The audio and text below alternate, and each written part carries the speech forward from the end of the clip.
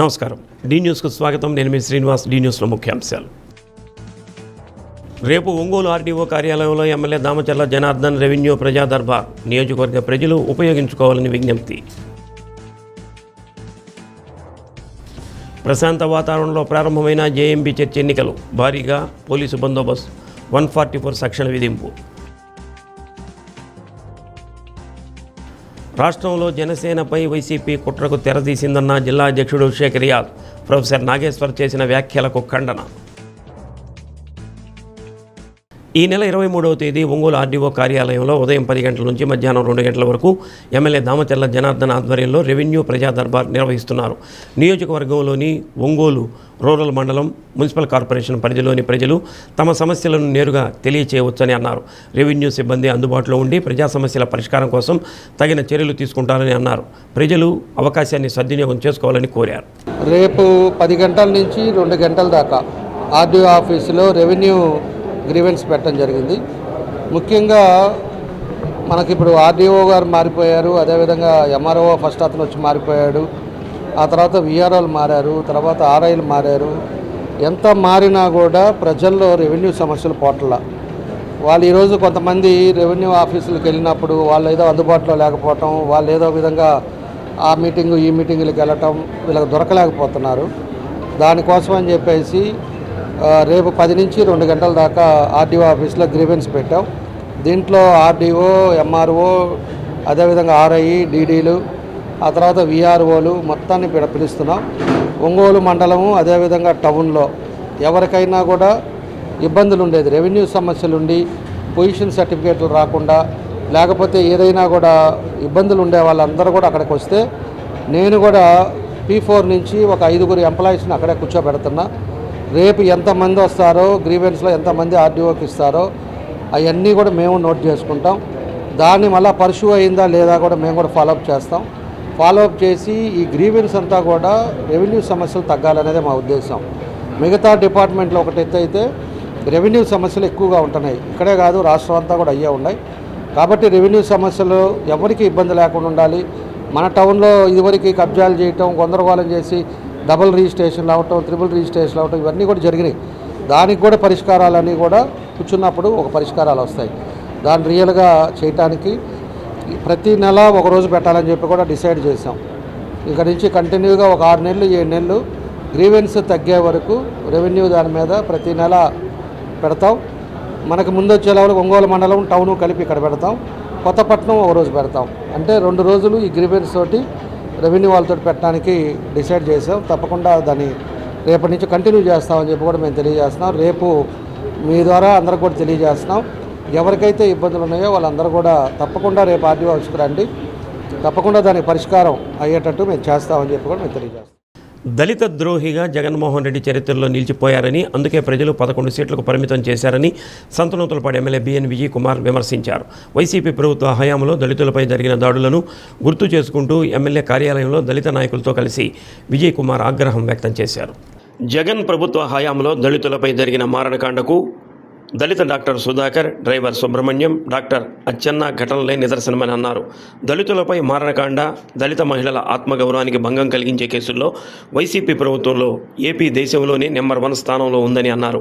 Telugu Desam party పెట్టిందే పేద బడుగు బలహీన వర్గాల అభ్యున్నతి కోసమని, ఎన్టీఆర్ నుంచి చంద్రబాబు, లోకేష్ వరకు బీసీలకు, దళితులకు సంక్షేమానికి కూటమి ప్రభుత్వంలో అధిక ప్రాధాన్యత ఇస్తున్నారని తెలిపారు. దళితులపై దాడులు జరిగితే ప్రభుత్వం తరపున కఠిన చర్యలు తీసుకునే విధంగా సీఎం కృషి చేస్తున్నారని తెలిపారు. ఈరోజు దళితుల మీద పోయిన ప్రభుత్వం, వైఎస్ఆర్సీపీ ప్రభుత్వం చేసిన అత్యాచారాలు, దౌర్జన్యాల మీద ఈరోజు సంతనూతలపాడు నియోజకవర్గంలో మేము నిరసన తెలిపాము. గుర్తుపెట్టుకుంటే పోయిన ప్రభుత్వంలో దళితుల మీద చాలా దౌర్జన్యాలు చేశారు. అది కూడా ప్రభుత్వమే, పార్టీ ప్రోత్సహించిందని చాలామంది అనుకున్నారు. ఉదాహరణకి డాక్టర్ సుధాకర్ వైజాగ్లో, డ్రైవర్ సుబ్రహ్మణ్యం, దాని తర్వాత డాక్టర్ అచ్చెన్న, ఈ కాకుండా అనేక ప్రదేశాలలో సిఐల మీద, వీళ్ళ మీద, అందరి మీద, దళితుల మీద ఆ రోజు చేశారు. ఇంత దౌర్జన్యం దళితుల మీద చేసినందుకు పోయిన సారి 11 సీట్లు వాళ్ళకు వచ్చాయి. ఈరోజు కూడా ఇప్పుడు దళితుల్ని ఏదో ఎలక్షన్ల కోసం వాడుకోవటం, దాని తర్వాత వాళ్ళకి తగిన ప్రాధాన్యత ఇవ్వకపోవటం అందరిలో మన మనసులో ఉండి ఈరోజు 11 సీట్లు వైఎస్ఆర్సీపీ ప్రభుత్వానికి వచ్చిన దానికి అనేక కారణాల్లో ఇది ఒక ముఖ్యమైన కారణం. అందుకని మేము ఈరోజు ఇవన్నీ గుర్తు చేసుకుంటూ ప్రజలందరికీ సత్యాలు తెలుసు అనేది ప్రజల్లో ఉన్న మాట. ఇది తెలుగుదేశం ప్రభుత్వం, చంద్రబాబు నాయుడు గారు ఆ రోజు పార్టీ పెట్టినప్పుడు ఎన్టీ రామారావు గారు ప్రజలే దేవుళ్ళు, సమాజమే దేవాలయము, ఆత్మగౌరవానికే ఈరోజు తెలుగుదేశం పుట్టిందని ఆ రోజు స్వర్గీయ ఎన్టీ రామారావు గారు చెప్పారు. ఆత్మగౌరవం అంటే దళితుల ఆత్మగౌరవం కూడా అనేది మనం ఈ సందర్భంగా మనము తెలుసుకోవాలి, గుర్తు తెచ్చుకోవాలి. అందుకని ఆ రోజు జగన్ ప్రభుత్వంలో వీళ్ళని ఇబ్బందులు పెట్టి సరిగా ప్రాధాన్యత ఇవ్వకుండా వాళ్ళ ఆత్మగౌరవాన్ని దెబ్బతీసి నందుకు 11 సీట్లు వచ్చాయని మాలాంటి వాళ్ళు ప్రజలు చాలామంది అనుకుంటా ఉన్నారు. ఎన్టీ రామారావు గారు పెట్టిన పార్టీలో అసలే ఆయన పెట్టిందే బడుగు బలహీన వర్గాలు, ఎస్సీ ఎస్టీ బీసీలకి. అందుకని వాళ్ళకి తగిన మా పార్టీలో తెలుగుదేశంలో తగిన ప్రాధాన్యత, వాళ్ళకి ఎలాంటి ఇబ్బందులు లేకుండా ముందుకెళ్తాము. ఎక్కడైనా ఏ సంఘటనలైనా దళితులకి ఇబ్బంది పడే విధంగా కానీ ఆత్మగౌరవం దెబ్బతీసే విధంగా వస్తే తెలుగుదేశం పార్టీ తరఫున చంద్రబాబు నాయుడు గారు మేము అందరం గట్టిగా దాన్ని ఎదిరిస్తాము. దళిత ఆత్మగౌరవం తెలుగుదేశంలో సాధ్యం అనేది మేము దానికోసం పోరాడతాము, నిరూపిస్తామని సందర్భంగా. చట్టసభల ఎన్నికలను తలపించే విధంగా Ongole Jewett Memorial Baptist Church పాలకవర్గ ఎన్నికలు కట్టుదిట్టమైన భద్రతా ఏర్పాట్ల నడుమ జరుగుతున్నాయి. 150 ఏళ్లకు పైగా చరిత్ర కలిగిన జేఎంబీ చర్చికి సంబంధించి పూర్తిస్థాయి పాలకవర్గ ఎన్నికలు తొలిసారి జరగడం విశేషం. జేఎంబీ చర్చికి సంబంధించి 1960 నుండి పాలకవర్గ సభ్యుల ఎన్నిక జరుగుతూ వస్తుంది. చర్చిలో కొంతకాలంగా 2 వర్గాలు ఏర్పడటం, కమిటీల విషయంలో గొడవలు జరుగుతున్నాయి. చివరికి హైకోర్టు ఆదేశాల మేరకు చర్చి చరిత్రలో తొలిసారిగా పాలకవర్గానికి సంబంధించి 13 స్థానాలకు ఎన్నికలు నిర్వహిస్తుండగా 6 సభ్యులు ఏకగ్రీవంగా ఎన్నికయ్యారు. హైకోర్టు ఆదేశాల మేరకు తొలిసారిగా సభ్యుల ఎన్నిక జరుగుతుండటంతో యంత్రాంగం ఎక్కడా అవాంఛనీయ సంఘటనలు చోటు చేసుకోకుండా పటిష్టంగా పోలీసు బందోబస్తు ఏర్పాటు చేశారు. ఒంగోలు డీఎస్పీ రాయపాటి శ్రీనివాసరావు పర్యవేక్షణలో 120 మంది సిబ్బంది ఎన్నికల విధులను నిర్వహిస్తున్నారు. వారిలో 3 ఇన్స్పెక్టర్లు, 10 మంది సబ్ ఇన్స్పెక్టర్లు, 107 మంది పోలీసు సిబ్బంది ఎన్నికల విధులు నిర్వర్తిస్తున్నారు. చర్చి వద్ద 144 సెక్షన్ విధించారు. ఉదయం 8 గంటలకు ఎన్నికల ప్రక్రియ ప్రారంభమైంది.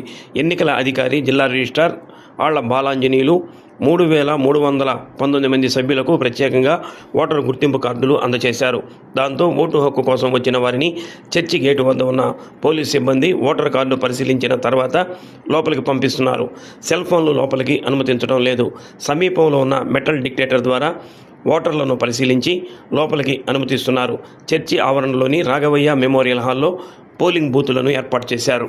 అందరికీ తెలుసు, మన పురాతనమైన చారిత్రాత్మకమైనటువంటి మన జేఎంబీ చర్చి కొన్నాళ్ల నుంచి డిస్ప్యూట్లో ఉండటం జరిగింది. మేనేజ్మెంట్ చాలా కేసెస్ కూడాను హైకోర్టులోను వివిధ కోర్టుల్లో కూడాను పెండింగ్ ఉండటం జరిగింది.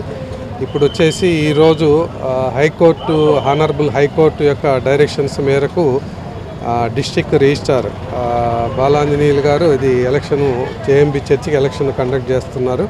ఈరోజు మొత్తం 3319 మంది వరకు ఓటర్స్గా నమోదై ఉన్నారు. వీళ్ళందరూ ఈరోజు ఎలక్షన్ వచ్చేసి మనకు ఈ రాఘవయ్య మెమోరియల్ హాల్లో జరుగుతూ ఉన్నది.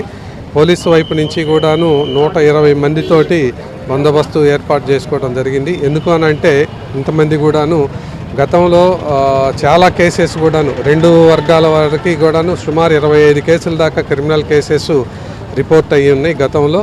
అందువలన లా అండ్ ఆర్డర్ను దృష్టిలో పెట్టుకొని 120 మందితో కూడా బందోబస్తు ఏర్పాటు చేయడం జరిగింది. ఐడి కార్డు ఉన్నటువంటి వాళ్ళనే లోపలకు డిస్ట్రిక్ట్ రిజిస్ట్రార్ గారు ఇష్యూ చేసినటువంటి ఐడి కార్డు ఉన్నటువంటి వాళ్ళనే లోపలికి అలౌ చేయటం జరుగుతూ ఉంది. బైలేటరల్ చెక్ కూడాను ఏర్పాటు చేశాము. మెయిన్ గేట్ దగ్గర ఒకటి, తర్వాత బూత్ దగ్గర కూడాను లోపలికి వెళ్ళేటప్పుడు చెక్ చేసి పంపిస్తూ ఉన్నాము. ఓటర్స్ అందరూ కూడాను పోలీసు వారి యొక్క సూచనలను పాటించాలని చెప్పేసి విధి నిర్వహణలో వారు అందరూ కూడా పోలీసు వారికి సహకరించాలని చెప్పేసి కోరుకుంటా ఉన్నాను. Thank you. మొత్తం అంటే 6 కౌంటర్స్ గానండి. 1 నుంచి మొత్తం 3319 అనుకున్నాం ఓటర్స్. 1 నుంచి 550 వరకు ఒక టేబుల్, 551 నుంచి 1100 అట్లాగా ఒక టేబుల్, అట్లా మొత్తం 6 టేబుల్స్గా డివైడ్ చేయటం జరిగింది. ప్రతి ఒక్క ఓటర్ కూడా 7 మందికి ఓటు వేయాల్సి ఉంటుంది అన్నమాట. 4 బ్యాలెట్ పేపర్స్ మీద. అంటే ఒక టేబుల్ దగ్గరికి వెళ్తే 4 బ్యాలెట్ పేపర్స్ ఇస్తారు. అవి తీసుకొని బూత్ దగ్గరికి వెళ్ళి వాళ్ళ సీక్రెసీ ఉంటుంది, బ్యాలెట్ సీక్రెట్ ఓటింగ్ ఇది జరిగేది. అక్కడికి వెళ్ళి ఓటు వేసుకొని తర్వాత బాక్స్లో వేసుకొని వెళ్ళిపోవాల్సి ఉంటుంది. జనసేన పార్టీపై వైసీపీ పెద్ద కుట్రకు తెరలేపిందని ప్రకాశం జిల్లా జనసేన పార్టీ అధ్యక్షుడు షేక్ రియాజ్ ఆరోపించారు.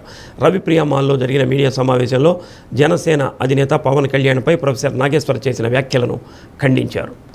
జగన్ను జైల్లో పెట్టాలంటూ పవన్ కళ్యాణ్ ఢిల్లీ వెళ్లి బీజేపీ పెద్దలను అడిగినట్లు ప్రొఫెసర్ నాగేశ్వర్ వ్యాఖ్యలను జనసేన పార్టీ ఖండిస్తుందని అన్నారు. నాగేశ్వర్ వైసీపీ 11 రూపాయలకు అమ్ముడుపోయారని అన్నారు. నాగేశ్వర్ను అడ్డుపెట్టుకుని వైసీపీ కుట్ర రాజకీయాలు చేస్తుందని విమర్శించారు. ప్రజల కోసం పనిచేసే జనసేన పార్టీపై అనుచిత వ్యాఖ్యలు చేస్తే తగిన మూల్యం చెల్లించుకోక తప్పదని హెచ్చరించారు.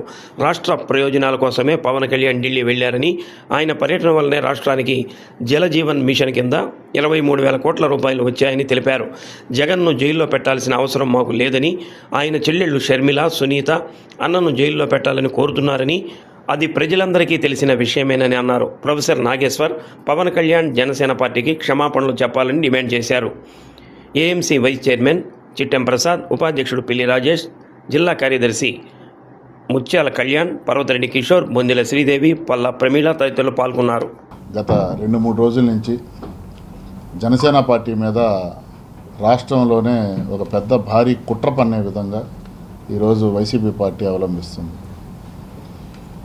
ప్రొఫెసర్ నాగేశ్వర్ ఆయన మాట్లాడుతూ ఒక టీవీ ఛానల్ డిబేట్లో పవన్ కళ్యాణ్ గారు అలాగే పౌర సరఫరాల శాఖ మంత్రి నాదెండ్ల మనోహర్ గారు ఇద్దరు కూడా కలిసి అమిత్ షా గారిని కలిసి జగన్ గారిని జైల్లో పెట్టండి, మా నాయకులు అందరూ గట్టిగా అడుగుతున్నారు, ఎప్పుడు జైల్లో పెడతారని అడిగినట్టు, దానికి అమిత్ షా గారు Jagan long time friend, Chandrababu instant friend అని చెప్పి ఆయన పవన్ కళ్యాణ్ గారికి చెప్పినట్టు ఒక అబద్ధపు ప్రచారము ప్రొఫెసర్ నాగేశ్వరరావు గారు ప్రజల మీద రుద్దేటటువంటి పరిస్థితి ఈరోజు తీసుకొచ్చారు.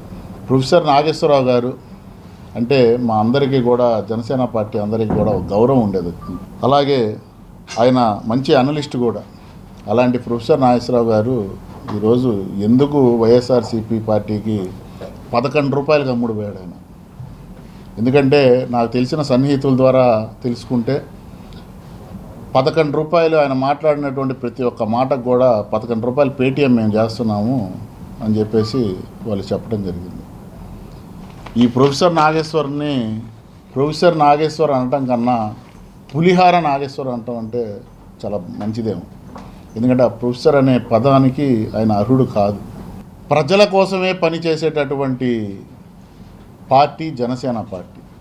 ఏ రోజు ఒక వ్యక్తి కోసమో లేకపోతే సొంత ప్రయోజనాల కోసమో పనిచేసినటువంటి పార్టీ జనసేన పార్టీ కాదు. జనసేన పార్టీ ఎప్పుడు కూడా అధ్యక్షులు పవన్ కళ్యాణ్ గారు ఈ రాష్ట్ర ప్రయోజనాలు, ఈ రాష్ట్ర అభివృద్ధి గురించే ఢిల్లీ వెళ్ళి ఢిల్లీ పెద్దలని మాట్లాడారు తప్పితే, అమిత్ షా గారితో కానీ మోడీ గారితో కానీ మాట్లాడారు తప్పితే ఇంకొక ప్రయోజనాల గురించి ఏనాడు కూడా ఆయన మాట్లాడినట్టు తీరలేదు.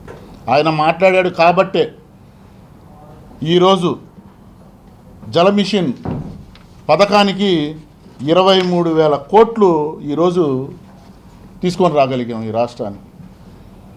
మరి ఇదే పులిహార నాగేశ్వర్ జలజీవన మిషన్ పనులను గత ప్రభుత్వంలో, వైఎస్ఆర్సీపీ ప్రభుత్వంలో ఎందుకు ముందుకు సాగలేదని ఏ రోజైనా టీవీ డిబేట్లో అడిగాడా అని మేము అడుగుతున్నాం జనసేన పార్టీ తరఫున. పవన్ కళ్యాణ్ గారు ఎప్పుడు ఢిల్లీ వెళ్ళినా సరే ఆయన పంచాయతీల గురించి, మనకి రావాల్సినటువంటి రాష్ట్రానికి నిధుల మీద మాట్లాడారు తప్పితే ఇంకొక దాని మీద ఏనాడు కూడా మాట్లాడలే. జనసేన పార్టీ వల్ల ఆంధ్ర రాష్ట్రం బాగుపడుతుందనే ద్వేషంతో ఈరోజు వైసీపీ నాయకులు 11 రూపాయలు ఇచ్చి పులిహార నాగేశ్వరరావుతో మాట్లాడిస్తున్నారు. జనసేన పార్టీ ప్రజా సమస్యల మీద, ఈ రాష్ట్రం అభివృద్ధి దాని మీద ఆలోచించేటటువంటి సమయం ఉండిద్ది, కానీ జగన్మోహన్ రెడ్డి గురించి మాట్లాడేటటువంటి సమయం మాకు లేదు. జగన్మోహన్ రెడ్డిని జైల్లో పెట్టాలని తిరుగుతుంది ఎవరు? తన సొంత రక్త సంబంధీకులైనటువంటి సొంత చెల్లెళ్ళు సునీత, అలాగే షర్మిల. మేమెందుకు అడుగుతాము నిన్ను జైల్లో పెట్టమని? కాబట్టి పులిహార నాగేశ్వరికి మరొక్కసారి చెప్తున్నాం, నీ పద్ధతి మార్చుకో. నువ్వు 11 రూపాయల కోసం ఆశపడి జనసేన పార్టీ మీద బురద జల్లాలని చూస్తే ఇంకొకసారి నీ ఇంటికి వచ్చి పవన్ కళ్యాణ్ గారికి, జనసేన పార్టీకి క్షమాపణలు చెప్పాలి. కాబట్టి వైఎస్ఆర్సీపీ నాయకులకి ఒకటే హెచ్చరిస్తున్నాం, సోషల్ మీడియాలో డబ్బులు ఇచ్చి చేపించేటటువంటి పేటీఎం చిల్లరగాళ్ళకు కూడా చెప్తున్నాం, రాబోయే ఎన్నికల్లో 29 ఎన్నికల్లో చాలా తీవ్రమైనటువంటి పరిణామాలు మీరు ఎదుర్కోబోతున్నారని మీడియా పరంగా మీ అందరినీ కూడా హెచ్చరిస్తున్నాం.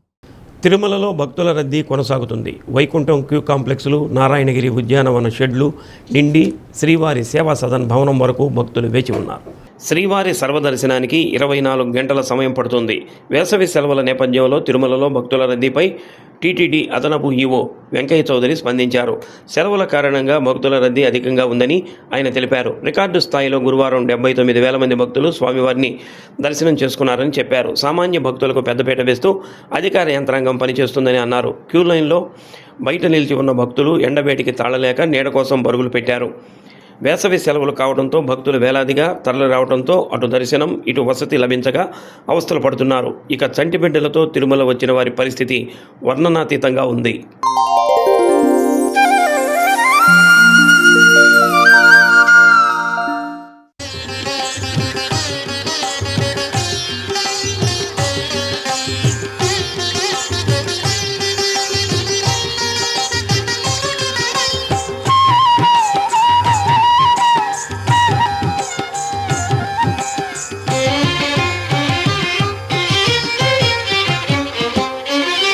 శ్రీనివాస గోవింద, శ్రీ వెంకటేశ గోవింద, శ్రీనివాస గోవింద, శ్రీ వెంకటేశ గోవింద, భక్తవత్సల గోవింద, భాగవత ప్రియ గోవింద, గోవింద హరి గోవింద, గోకుల నందన గోవింద, నిత్య నిర్మల గోవింద, నీలమేఘ శ్యామ గోవింద, గోవింద హరి గోవింద, గోకుల నందన గోవింద.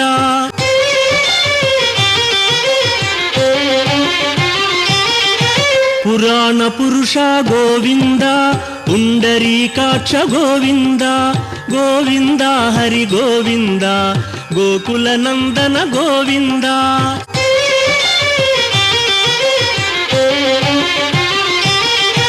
నందనందన గోవింద, నవనీత చోర గోవింద, గోవింద హరి గోవింద, గోకుల నందన గోవింద.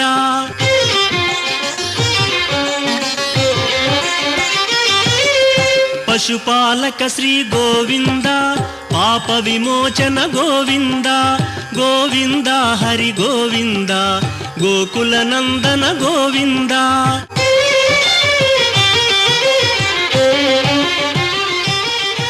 దుష్ట సంహార గోవింద, దురిత నివారణ. +2కు సంబంధించి ఇటీవల ప్రకటించిన సిబిఎస్ఈ ఫలితాల్లో ఒంగోలు పిఎంసి కేంద్రీయ విద్యాలయం హైదరాబాద్ రీజియన్ పరిధిలో 2వ స్థానంలో నిలిచింది. రీజియన్ పరిధిలో 74 కేంద్రీయ విద్యాలయాలు ఉండగా వాటిలో ఒంగోలు కేంద్రీయ విద్యాలయం 2వ స్థానాన్ని దక్కించుకుంది. ఇక్కడ నుండి 26 మంది +2 విద్యార్థులు పరీక్షల్లో 100% ఉత్తీర్ణత సాధించారు. మ్యాథ్స్, సైన్స్ విభాగంలో 12 మంది, హ్యుమానిటీస్ విభాగంలో 14 మంది విద్యార్థులు ఉత్తీర్ణులయ్యారు. మ్యాథ్స్ అండ్ సైన్స్ విభాగంలో T Jayashree 86.2%, S Geyavardhini 84.2%, Jasper Sangeeth 83.2% మార్కులు సాధించారు.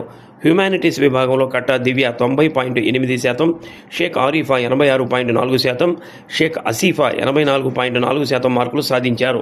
అత్యుత్తమ మార్కులు సాధించి రీజన్ స్థాయిలో కేంద్రీయ విద్యాలయాన్ని 2వ స్థానంలో నిలిపిన విద్యార్థులను ప్రిన్సిపాల్ మనీష్ కుమార్ అభినందించారు. భవిష్యత్తులో ఉన్నత స్థాయికి ఎదగాలని ఆకాంక్షించారు. KV Ongole has produced wonderful result.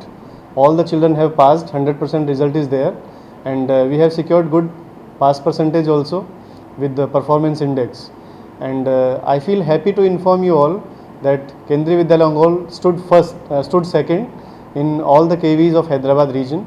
So this is really a matter of pride for us. And in humanities also, we stood on 5th position. Overall, we have secured good PI and all children have passed. And our toppers are in science stream. Jayashri is the topper of the school with 86.2%. Gayavardhani, she secured second position, 84.2, and Jasper Sangeet stood third position. And in humanities also, Katta Divya, she secured first position with 90.8% marks. Sheikh Arifa 86.4% marks, second position, and Sheikh Asifa 84.4, third position. So I congratulate all the children, their parents, and entire Vidyalaya family for their hard work. So, and I hope in coming years also Kendriya Vidyalaya Ongole will perform better result, and we will try for the first position next time. I am Jayashree from Kendriya Vidyalaya Ongole. Firstly, I am very happy and grateful to share this moment with all of you. I have scored top score marks 431 out of 500, 86.2% in class 12 CBSE board examinations. The reason behind my achievement is all because of my teachers and my parents and my friends who have been supported all my years. And without their support, I think I can't achieve anything. My teachers always provided us and guided us. They've been giving sample papers, PYQs, and taking extra classes, putting extra efforts for our result. And I hope I'm actually feeling very proud that I scored this much percentage to make them feel proud, and for myself, I'm very happy to share this moment with all of you. అందరికీ నమస్కారం. నా పేరు కట్టా దివ్య. నేను కేంద్రీయ విద్యాలయంలో 12వ తరగతి చదువుతున్నాను. నాకు top marks వచ్చినాయి.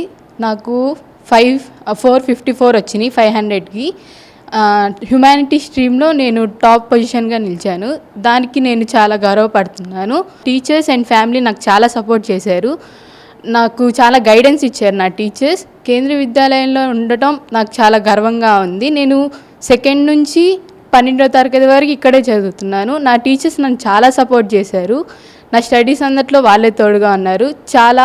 వాళ్ళు చాలా ఫెసిలిటీస్ ఇచ్చారు నాకు మంచిగా చదువుకోవడానికి. నేను భవిష్యత్తులో యూపీఎస్సీ క్రాక్ చేయాలనుకుంటున్నాను. ఒక మంచి ఆఫీసర్ అయ్యి మళ్ళీ స్కూల్కి గర్వంగా రావాలని కోరుకుంటున్నాను. Thank you. ఆర్టీసీ కార్మికుల సమస్యల పరిష్కారానికి నేషనల్ మజ్దూర్ యూనియన్ ఆధ్వర్యంలో ఒంగోలు డిపో ఆవరణలో గేట్ మీటింగ్ కార్యక్రమం నిర్వహించారు. స్త్రీ శక్తి పథకం వల్ల ఎదురవుతున్న సమస్యలను యాజమాన్యం పరిష్కరించాలని నాయకులు డిమాండ్ చేశారు. ఈహెచ్ఎస్ విధానాన్ని తొలగించి పాత వైద్య విధానాన్ని కొనసాగించాలని కోరారు. ఎలక్ట్రిక్ బస్సుల పేరుతో ఇప్పటికే రాష్ట్రంలో 4 ప్రధాన డిపోలు మూతపడ్డాయని అన్నారు. ఆర్టీసీ ప్రైవేటు వ్యక్తులకు కాకుండా ప్రభుత్వమే నడిపే విధంగా చర్యలు తీసుకోవాలని విజ్ఞప్తి చేశారు. రీజనల్ సెక్రటరీ అంజయ్య, జిల్లా అధ్యక్షుడు కృష్ణారెడ్డి, కార్యదర్శులు బొబ్బా శివాజీ, షాహిద్ కుమార్, భాషా, కృష్ణ తదితరులు పాల్గొన్నారు.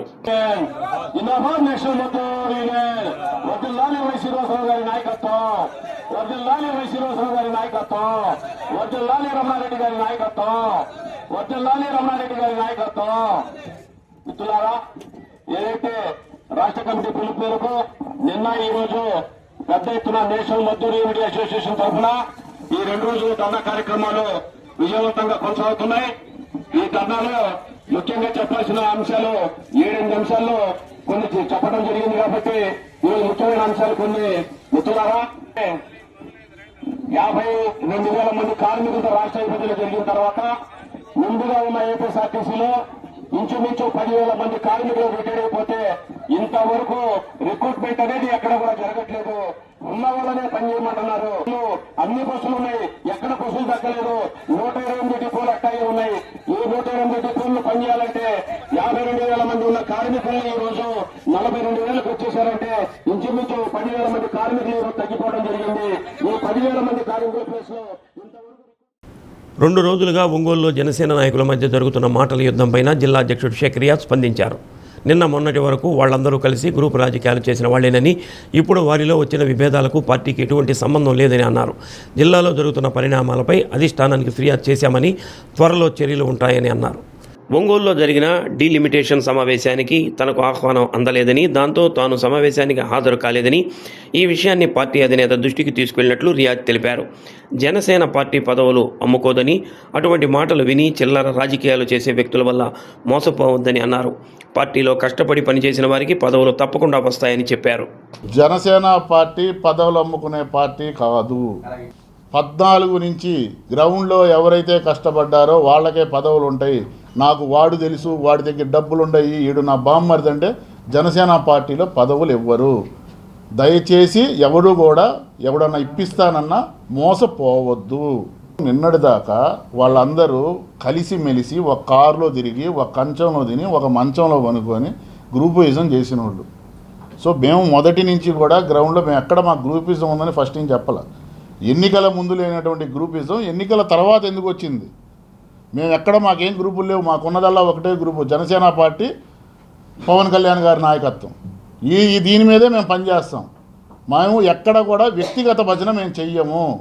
ఇప్పుడు ఒక వ్యక్తి విమర్శ చేసినప్పుడు దానికి వచ్చి ఎవడి మీద అయితే విమర్శ చేశాడో ఆయన మాట్లాడాలి దాని మీద. పవన్ కళ్యాణ్ గారు చాలా క్లారిటీగా చెప్పారు, పదవులు ఎలాగంటే అలాగివ్వరు. కష్టపడి పనిచేసిన వాళ్ళకి పదవులు ఉంటాయి. ఎవరు కష్టపడ్డారు ఏంటనేది కూడా గ్రౌండ్ లెవెల్లో పవన్ కళ్యాణ్ గారు అన్నీ తెప్పించుకుంటున్నారు. దానికి తగ్గట్టే ఉంటాయి. కానీ ఇంకొక నేను ఇప్పిస్తాను అలాంటివి దయచేసి మోసపూరితం. ఎవడు కూడా ఎటువంటి అధికారాలు ఎవరికి అధ్యక్షులు ఇవ్వలేదు. అధిష్టానానికి ఇక్కడ జరుగుతున్న ఈ ప్రతిదీ కూడా ఎప్పటికప్పుడు పంపిస్తున్నాము సమాచారం. ఏమంటే ఒక అధ్యక్షుడిగా నాతో మాట్లాడి నా చేతుల మీదుగా నా అధ్యక్షత జరగాల. ఏ పొలిటికల్ ప్రొసీజర్ అయినా అంతే, అది మీకు తెలియంది కాదు. మరి నాకు పిలిచినట్టు నాతో మాట్లాడాలి కదా, పిలిచినట్టు చూపియండి. ఆయన నాతో మాట్లాడాలి కదా. మీతో మాట్లాడారంట, చెప్పారంట అంటే అట్ట అది నాకు తెలియదండి. బాబు గారు ఆయన ఎందుకు కలిశారో నాకు తెలియదు, బాబు గారు ఏం చెప్పారో నాకు తెలియదు, ఎందుకంటే అక్కడ నేను లేను కాబట్టి. సార్ ఇక్కడ ఏమేమి జరుగుతున్నది ప్రతిదీ కూడా క్షుణ్ణంగా పార్టీ అధ్యక్షుడు గారికి పంపిస్తున్నాము. సో నిర్ణయం పవన్ కళ్యాణ్ గారు తీసుకుంటారు. అంతా మంచిగా జరిగిద్ది. ప్రకాశం జిల్లాలో పార్టీ చాలా బలంగా ముందుకెళ్తుంది కాబట్టే ఈరోజు ఎంత పెద్ద నా స్థాయి నాయకుడు అనుకున్నా సరే ఈరోజు జనసేన పార్టీలో చేరడానికి ముందుకు వచ్చారు. సరే ఆల్రెడీ పార్టీ అధ్యక్షుడికి మేము చేసాం కంప్లైంట్, అది పార్టీ సీరియస్గానే తీసుకుంది. సో ఫ్యూచర్లో జరిగేటటువంటి పరిణామాలు మీ అందరికీ తెలుస్తాయి కాబట్టి ఇప్పుడే నేను దాని గురించి మీ అందరికీ చెప్పను. మెగాస్టార్ చిరంజీవి దర్శకుడు బాబీ కొల్లి కాంబోలో వాల్తేరు వేలయ్య తర్వాత రూపుదిద్దుకోబోతున్న చిత్రం మెగా 158 వర్కింగ్ టైటిల్ ప్రారంభమైంది. హీరోయిన్ అనసర్వ రాజన్ కీలక పాత్రలో నటిస్తున్నారు. కేవీఎన్ ప్రొడక్షన్స్పై వెంకట్ కె నారాయణ నిర్మిస్తున్నారు. కార్యక్రమానికి AP deputy CM Pawan Kalyan, Nagababu ముఖ్య అతిథులుగా హాజరయ్యారు. ముహూర్తపు షాటుకు పవన్ కళ్యాణ్ తొలి క్లాప్ ఇవ్వగా Susmitha Konidela camera switch on చేశారు. వివి నాయక్ తొలి షాటుకు గౌరవ దర్శకత్వం వహించారు. బి గోపాల్, కోదండరామిరెడ్డి, నాగబాబు చిత్ర బృందానికి స్క్రిప్ట్ అందజేశారు. కేవీఎన్ ప్రొడక్షన్ సంస్థ నుంచి లోహిత్ తన బృందంతో కార్యక్రమానికి హాజరయ్యారు. ఈ వేడుక ముగిశాక చిరంజీవి ఎక్స్ ద్వారా పవన్ కళ్యాణ్కు కృతజ్ఞతలు తెలిపారు. ఈరోజు కళ్యాణ్ బాబుకి నాకు మధ్యలో క్లాప్ కనిపిస్తుందంటే 30 ఏళ్ల కిందట ఇదే సీన్ రివర్స్లో జరిగిన అక్కడ అమ్మాయి ఇక్కడ అబ్బాయి చిత్రం ప్రారంభోత్సవం గుర్తొస్తుంది. ఈరోజు డిప్యూటీ సీఎం హోదాలో టైం తీసుకుని వచ్చి నా సినిమాకు క్లాప్ ఇచ్చారని పేర్కొన్నారు.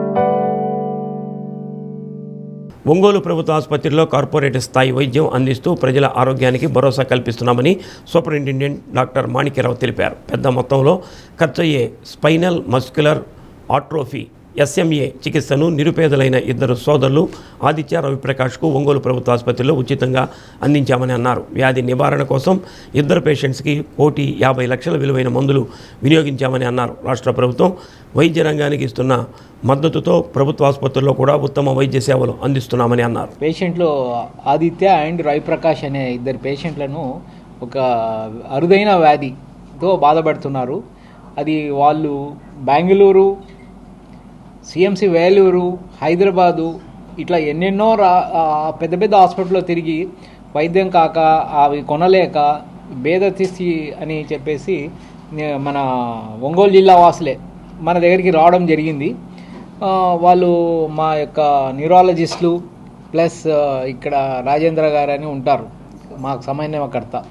ఆయన ఇక్కడ మాకున్న ఆర్ఎంఓలు కానీ అడ్మినిస్ట్రేటర్స్ కానీ అందరూ శ్రద్ధ తీసుకొని వాళ్ళను మేమిచ్చే మందులు వాళ్ళకు పనిచేయడం జరిగింది. అంటే దాదాపు అవే మందులు 1,50,00,000 రూపాయలు అవుతాయి, 1.5 crore అవుతాయి ఫారిన్లో అయితే. అండ్ మేము మన ఇండియన్ కంపెనీస్ తయారు చేసేటివి తెప్పించి వాళ్ళ హ్యుమానిటేరియన్ గ్రౌండ్స్ మీద ఒక అబ్బాయి ఆల్రెడీ బాగా అయిపోయినాడు. ఆదిత్య ఇప్పుడు ఈ అబ్బాయి ఎలా ఉన్నాడో అలాగే పరిస్థితిలో ఉండేవాడు, నలవలేని పరిస్థితిలో ఉండేవాడు. ఆదిత్యకు మా మందులు ఇచ్చి మా పర్యవేక్షణలో, మా డాక్టర్ల పర్యవేక్షణలో ఈరోజు నడుస్తూ వస్తున్నాడు. కొంచెం చూడు ఎంత చక్కగా నడుస్తున్నాడు. ఆయన అప్పుడు నిలవలేని స్థితిలో ఉండేవాడు, నిలబడలేకుండా. ఇప్పుడు వాళ్ళ తమ్ముడు మాదిరి.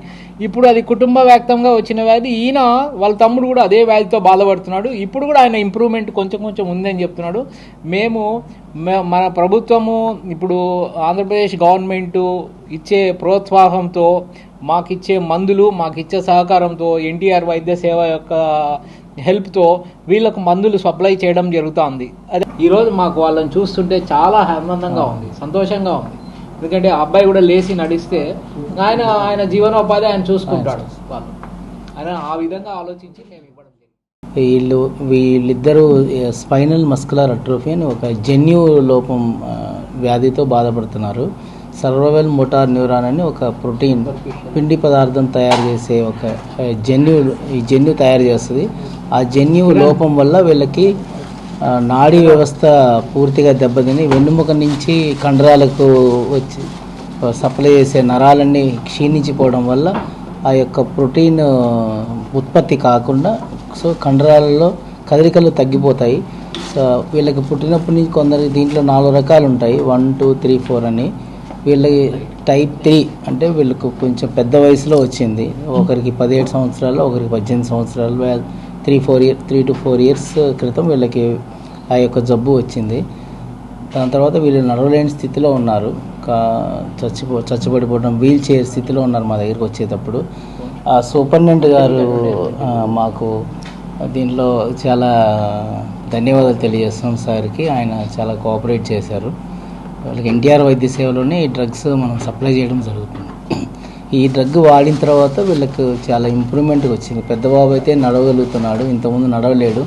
అబ్బాయి మా దగ్గరికి వీల్ చైర్లో వచ్చాడు, ఇప్పుడు అతను నడుస్తున్నాడు. సో మేము ప్రతి మంత్ ఎవ్రీ నెల వాళ్ళకి డ్రగ్స్ సప్లై చేస్తూ ఉన్నాము హాస్పిటల్ తరపు నుంచి.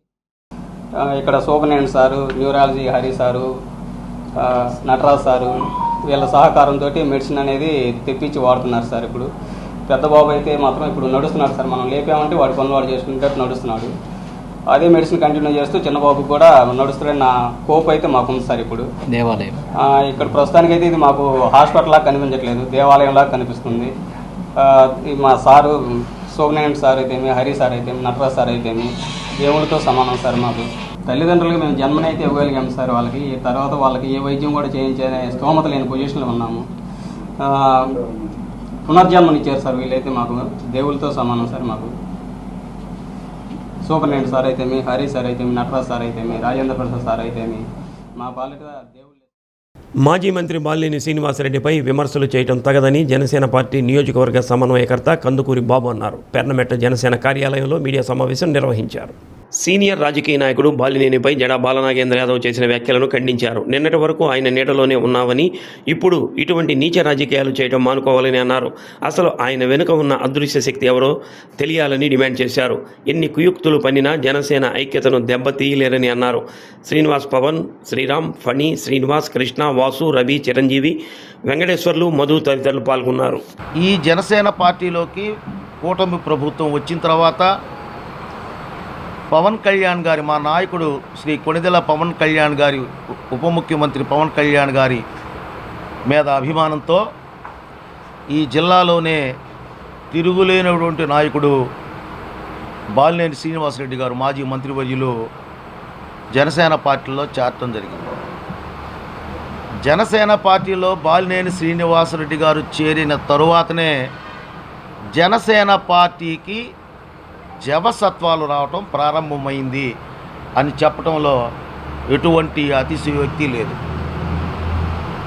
కానీ గత 4 రోజులుగా శ్రీ బాలినేని శ్రీనివాసరెడ్డి మీద జడా బాలనాగేంద్ర యాదవ్, ఎవరయ్యా ఈ జడా బాలనాగేంద్ర యాదవ్ అంటే, జనసేన పార్టీలో శ్రీ బాలినేని శ్రీనివాసరెడ్డి గారు చేరిన తర్వాత బాలినేని గారికి డే 1 నుంచి ఇప్పటి వరకు నీడగా వెంట ఉండి అతని కార్యక్రమాలని సమీక్షించినటువంటి వ్యక్తి శ్రీ జడా బాలనాగేంద్ర. అటువంటి నాగేంద్ర వ్యక్తిగత దోషణలతో జనసేన పార్టీకి ఎటువంటి సంబంధం లేకుండా కేవలం స్వార్థంతో వ్యక్తిగతంగా బాలినేని శ్రీనివాసరెడ్డిని, బాలినేని గారిక శౌర్యం, వీర్యం అన్నీ ప్రదర్శించి బాలినేని కంటే గొప్పవాడు లేడని వేదిక మీద చెప్పిన 48 గంటల్లోనే ఎందుకు బాలినేని మీద అంత ద్వేషం పెంచుకున్నాడు? దీనికి సమాధానం చెప్పాలి. ముందు బాలినేని శ్రీనివాసరెడ్డి జనసేన పార్టీలో చేరిన తర్వాతనే జనసేన పార్టీలో ఉన్నటువంటి కథలకు వచ్చింది. ఎందుకో తెలియదు. దీని వెనక ఎవరు నడిపిస్తున్నారో తెలియదు. ఎందుకు జడా బాలనాగేంద్ర యాదవ్ మొన్నొక రోజు, ఈరోజు ఒక రోజు అటువంటి వ్యాఖ్యలతో తండ్రిని కొడుకుని విమర్శించడానికి కారణమైంది? దీని వెనక ఎవరు ఉన్నారో నాగేంద్రే చెప్పాలి. లేదా స్పెసిఫిక్గా నాగేంద్రే ప్రెస్ మీట్ పెట్టి అసలు మీ మీడియా మిత్రులు అడగాల్సింది జడా బాలనాగేంద్రని. ఉన్నట్టుండి ఈ విధంగా ప్రవర్తించడానికి నీ వెనక ఉండి నడిపిస్తున్నది ఎవరు? ఏ రాజకీయ పార్టీ, ఏ వ్యక్తి నడిపిస్తుంటే నీ స్వంత స్వలాభం కోసం నువ్వు ఈ విధంగా నడుస్తున్నావు? జనసేన పార్టీని నిర్వీర్యం చేయమని, జనసేన పార్టీని ఇబ్బందులు పెట్టమని నీకెవరన్నా వెనకుండి నడిపిస్తున్నారా? దాన్ని తెలియజేయాలి జడా బాలనాగేంద్ర గారు. ఏ కారణంతో నువ్వు ఈ విధంగా మా నాయకుడు బాలినేని శ్రీనివాసరెడ్డి మీద ఆరోపణలు, అభియోగాలు చేస్తున్నావు? ఇవన్నీ ప్రజలకు చెప్పాల్సిన అవసరం నీకుంది. నువ్వు ఎక్కని మెట్టు లేదు, దిగని మెట్టు లేదు. తెలుగుదేశం పార్టీలో నేను ఉన్నాను, నువ్వు ఉన్నావు, అక్కడేం చేసావో తెలుసు. కాంగ్రెస్లో ఉన్నావు, ఎక్కడేం చేసావో తెలుసు. తర్వాత బీజేపీలో కూడా వెళ్ళావు, అక్కడేం చేసావో తెలుసు. జనసేనలోకి వచ్చి కూడా సేమ్ రిపీట్ చేస్తున్నాడు. నీలో మార్పు లేదు, నీ భాషలో మార్పు లేదు, నీ వ్యక్తిత్వంలో మార్పు లేదు, నీ పద్ధతుల్లో మార్పు లేదు. పార్టీ కోసం పనిచేసే వాళ్ళని దగ్గర పెట్టుకొని ఇట్లాంటి చెత్తనంతా జనసేన నుంచి ఏరిపారేసి పార్టీని ముందుకు తీసుకెళ్ళమని బాలినేని శ్రీనివాసరెడ్డి గారికి విజ్ఞప్తి చేస్తున్నాను. ఇది మరీ విజ్ఞప్తి చేస్తున్నాను. రాష్ట్ర పార్టీని సంప్రదించి జడా బాలనాగేంద్ర యాదవ్ని తక్షణమే పార్టీ నుంచి సస్పెండ్ చేయాలి. జనసేన పార్టీ సంతనూతలపాడు నియోజకవర్గం నుంచి మా యొక్క విజ్ఞప్తి, మా డిమాండ్. బులెటిన్ ముగించే ముందు ముఖ్యాంశాలు మరోసారి. రేపు ఒంగోలు ఆర్డీఓ కార్యాలయంలో ఎమ్మెల్యే దామచర్ల జనార్దన్ రెవెన్యూ ప్రజా దర్బార్. నియోజకవర్గ ప్రజలు ఉపయోగించుకోవాలని విజ్ఞప్తి. ప్రశాంత వాతావరణంలో ప్రారంభమైన జేఎంబీ చర్చ్ ఎన్నికలు. భారీగా పోలీసు బందోబస్తు, 144 సెక్షన్ విధింపు. రాష్ట్రంలో జనసేనపై వైసీపీ కుట్రకు తెరతీసిందన్న జిల్లా అధ్యక్షుడు షేక్ రియాజ్. ప్రొఫెసర్ నాగేశ్వర్ చేసిన వ్యాఖ్యలకు ఖండన. డి న్యూస్లో నేటి మాట. బడిలో ఉన్నప్పుడు వచ్చే ఆదివారానికి, బాధ్యతలు పెరిగాక వచ్చే ఆదివారానికి చాలా తేడా ఉంటుంది.